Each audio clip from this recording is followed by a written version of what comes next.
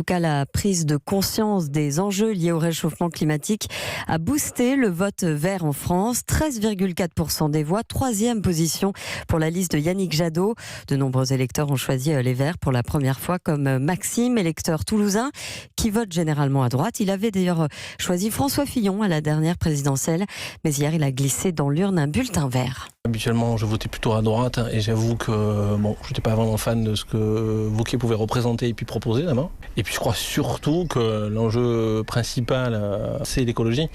Et que l'écologie décide qu'en Europe. C'est-à-dire qu'on peut imaginer tout ce qu'on veut dans tous les programmes et n'importe quel président de la République. Il a très peu d'impact sur l'écologie. Et aujourd'hui, on le voit, que ce soit le glyphosate, on voit Emmanuel Macron qui dit oui, on arrêtera plus ou moins à telle date. Si l'Europe le décide, c'est réglé, c'est cadré. On le voit sur l'agriculture, ce qui est décidé de ce qu'on peut mettre dans les sols, dans la nourriture, ça se décide en Europe. C'est au Conseil européen qu'on décide de ça, point. Sur notre élection, je ne ferai pas ce choix-là. Pour d'ailleurs une raison simple, qui est qu'en général, les écologistes parlent assez peu d'écologie sur les autres élections. Beaucoup moins en tout cas. Un propos recueilli par Benjamin Peter. En Allemagne, notez que les Verts ont quasiment doublé leur score à près de 21%. Un succès historique.